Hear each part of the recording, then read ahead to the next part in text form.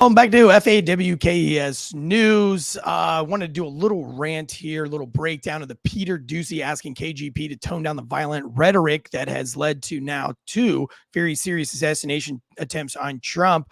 First, let's start. Let me play this for you guys. A little ad, one of the newer ads from the Vance Trump campaign. Take a look. Stuck in an elevator with either President Trump, Mike Pence, or Jeff Sessions. Who would it be? Does one of us have to come out alive?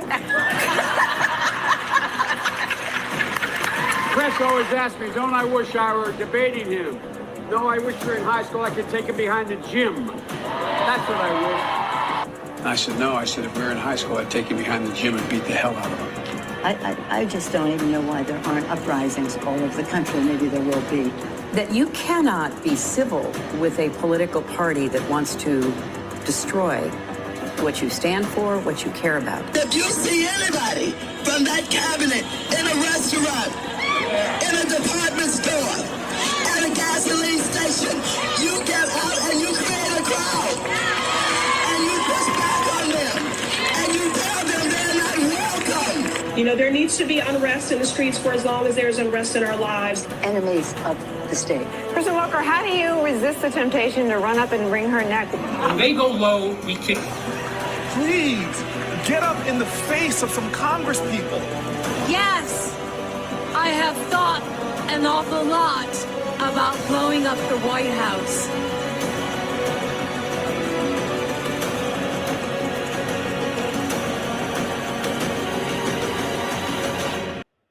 Well, at least I agree with the argument. Definitely violence, at least appears to be violent. I wouldn't call the left party at the moment the party of peace. I really wouldn't. But let's see what how Peter Doocy reacts when he asks KJP to toe down the violent rhetoric. And I'm doing this because I want to know. I want to learn from you guys in the chats what your feelings on this are. And I have a couple of questions I want you to answer in the comments below. Of course, it'll also help this brand new channel out in the algorithm for you guys to hit the subscribe button and drop a comment and answer one of these questions. And let's have some discussion around it. Let me go ahead and play this interaction between Peter Doocy and KJP. Here you go. 2 days since somebody allegedly tried to kill Donald Trump again. And you're here at the podium in the White House briefing room calling him a threat. How many more assassination attempts on Donald Trump until the president and the vice president and you pick a different word to describe Trump other than threat? Peter, if anything from this administration, I actually completely disagree with the premise of your question, the question that you're asking. It is also incredibly dangerous in the way that you're asking it, because American people are watching. And to say that from an administration who has consistently condemned political violence. Okay, so this brings in my first question. As a journalist, Peter Doocy, I think, has a right to ask that question. I would like to know in the comments, was Peter Doocy's question dangerous? Or is this more just KJP trying to rile up the American people? Because she's going to go on a very long rant here that, again, is kind of going to elicit some emotions from a lot of people. And she's definitely going to allude her entire answer here, which is, I don't know, about another 6 minutes long, that Donald Trump is an existential threat to our democracy, an imminent threat to our democracy. Before I play the rest of this out, let me ask you, I'm trained in warfare, many different ways, with many different weapon systems, martial arts, a lot of things. There's a lot of ways that if there was an existential threat, if there was an imminent threat to my family, if I really believed that there was an existential threat to my freedom, to my democracy, do you know what I would do to that existential threat? I would do exactly what I'm capable of doing. What my time in the military, special operations taught me. It's my time as a police officer, what I learned as a police officer, all the things that I've learned. Do you know what I would do to an existential threat if I really felt that there was one? So when you say that Trump is an existential threat to democracy, when you call him Hitler, when you say that he is going to take away all of your freedoms, there is going to be someone like me that is as capable of me. And if that person believes that, then that person is going to do violent and terrible things. And not the normal violent things that people do when they're in a mob-like mentality. I'm talking about real, precise, articulated, planned out, evil, diabolical things. So I ask you, do you think that the answer that KJP gives is fair? Let's keep playing it. From an administration where the president called the former president and was thankful, grateful that he was okay. From an administration who has called out January 6th, called out the attack of Paul Pelosi, called out and said we need to lower the temperature after the Butler incident. And now for you to make that kind of comment in your question, because your question involved a comment and a statement. And, but did it? But did his question involve a comment and a statement? I'd like to know. I don't think so. I think Peter Doocy, as a journalist, it's his job. I think it's a fair question in an emotional time like this, where a second assassination attempt was carried out by somebody from a deranged point of view, somebody that believed the existential threat. This is a man, by the way, Ryan Ruth, allegedly fought in Ukraine or has been to a combat zone. He was wearing a combat style uniform, plate carrier, and a AK-47 rifle with a scope on it. So this is a man that has been trained somehow. He has trained. He's a capable man of violence. And when you use that rhetoric and you say that he's an existential threat to democracy, that the freedom of Ukraine is they will lose their freedom. Ukraine will lose the war if Donald Trump gets into office. If you say these things enough times, a guy like Ryan Ruth is going to seek out and commit violent acts on that person. And you say it over and over and over again. But as long as we call Donald Trump and make sure he's okay, then we're okay. We're not violent. Reminds me as a cop when I would investigate abuse cases. I swear I never punched her. I've never punched her ever. Well, did you ever choke her? I never punched her a single time. Yeah, okay. I don't care. Did you ever choke her? Did you slap her? Did you kick her? I never punched her. You know, it is that is also incredibly dangerous. When we have been very clear in condemning political violence from here, what I have said about the president, the former president, about January 6th is facts. That you all have reported. It is fact. When you right, but when we also report that Nancy Pelosi denied the National Guard weeks before, when they knew that hundreds of thousands of people were going to gather, and we've already seen what can happen when thousands of people gather. If you don't remember all the cities that got burnt down and looted in the old Summer of Love, we all remember what happened in the midst of the George Floyd version of Summer of Love riots that happened. We all remember that. We know what happens when large mobs get together and what can happen and the violence that can happen and the craziness and the chaos can happen. And so when the chief of the Capitol Police reaches out to Nancy Pelosi and Chuck Schumer, who are ultimately in charge, they were denied the National Guard, but you guys didn't really want to report on that. Yeah, loosely reported on it, but that's a pretty big deal because this would not have happened if the National Guard would have been there. And then when the National Guard was denied, fact, they asked for Metro PD.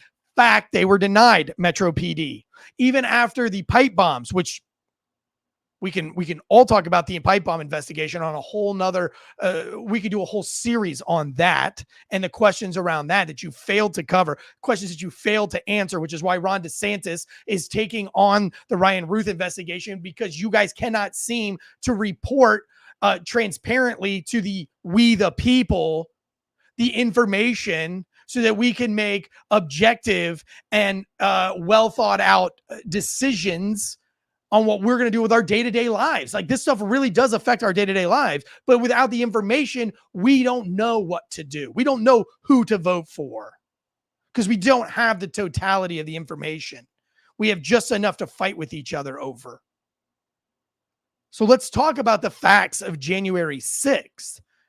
Fact, it would not have happened if Nancy Pelosi and Chuck Schumer didn't want it to happen. They needed it to happen because they needed this existential threat to democracy, which is not a threat to democracy. Donald Trump is a threat to the military-industrial complex, and you know it, which is why you happily accepted Dick Cheney's endorsement. Because the industrial military complex rolls on. I told you I was going to be rantful. Have a former president who basically says that the election wasn't, the results of the election were not the results of the election. When dozens of more than 60 Republican judges said that it was a free and fair election. Questioning an election, questioning the integrity of an election, questioning the videos that we all saw with our own eyes, questioning the mail-in ballots, questioning those things is not violent. Matter of fact, Hillary Clinton questioned an election. If we remember, the Bush administration questioned an election. Questioning an election doesn't mean violence. That's not an existential threat to democracy. What is an existential threat to democracy is you not allowing any media coverage or any private investigator or any independent journalist to report any findings on what they found in regards to a cheated election. That's the real threat to democracy, if you want to get down to the nuts and bolts of it. More than 60 said it was indeed a free and fair election. You had more than 2,000 people who were told to go to the Capitol. It was one of the darkest days of our democracy. One of the darkest days. There were people law enforcement officers who died because of what happened at the Capitol. And they were there because the former president told them to go there. I mean, I don't know if that's not a threat in our democracy when it was one of the darkest days of our democracy. January 6th, one of the darkest days. And so we have been very clear from here. By the way, tell me January 6th isn't your main wet dream talking point for the left without telling me that January 6th is a wet dream talking point for the left. Now, we can have a disagreement on policies. We can on issues. That is what we should do. It is important to have those disagreements. It is welcome to have those disagreements on the economy, on healthcare, on foreign policy.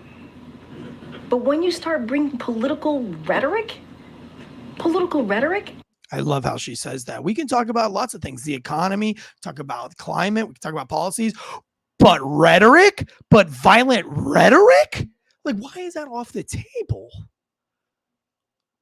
I'm so shocked at her answer here. She's so offended. Why is she so offended? Ask yourself.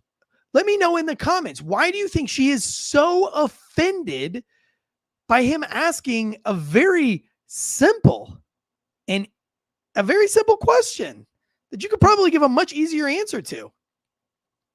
This is a very dramatic, emotional answer that I'm not sure Peter Doocy's question elicited. Regardless, that's what he's getting. So let's keep going. That is not okay. And that's what you've heard from us, too. You've heard differences on policies. But to your point, there are people watching at home who might miss the part where you say, let's lower the temperature. And there are mentally unstable people who are attempting to kill political candidates, attempting to kill Donald Trump, and they are still hearing this White House refer to him as a threat. Is there no concern that people are taking that literally? We're using examples. We're not just saying that just to say it. January 6th, Peter. January 6th. Wait, January 6th. How many times do we have this? January 6th, 2021. That is a fact, what was reported that happened on that day by some of your colleagues. I mean, and we have at the same time denounced political violence over and over, political rhetoric over and over again. Over it's like and over. That suspect that says, I'm not resisting, I'm not resisting, I'm not resisting, as he's like physically punching the cop. That's what she sounds like to me right now. You can't tell me that you have denounced violent rhetoric over and over again when at the same time you're using violent rhetoric over and over and over and over again. But I know your focus has to be on this side of the house. It can't be on your side of the house. I get that. But we also have to be careful on how you're asking me these questions. People are watching, and is what you are saying. And this is the end of it. You have to be careful of what you're asking because the American people are listening. Does anybody else get the vibe that like mommy and daddy are having a fight that we the people aren't supposed to be listening to in the other room? Because that's the second time she's mentioned that. About you got to be careful how these dangerous questions. Yeah, the American people are listening. She said it at the beginning, and she's now said it at the end of her speech. What's so bad about us listening to you guys argue over something that we all kind of, a good majority of us are asking the same exact question? It's really giving me that vibe of, I don't want the kids to hear us fighting. About us raising political violent rhetoric, however you just formulated it, this is an administration that has denounced and condemned any type of political rhetoric or violence. It is the reason why this president decided to run in 2020. And that's it. That is the end of it. She puts it into it, says next question right after that. Let me know in the chats. Do you think Peter Doocy's question was out of line? And do you think, in your own opinion, that the rhetoric that the left has been using, not the left, but the mainstream media, the propaganda media, do you think that rhetoric is directly influencing these assassination attempts on Donald Trump? Let me know in the comments. Don't forget to hit that subscribe button and notification button. We will be back with you whenever the next piece of news breaks that I feel like breaking down. G.I. Joe always says it best. Now you know, and knowing is half the battle.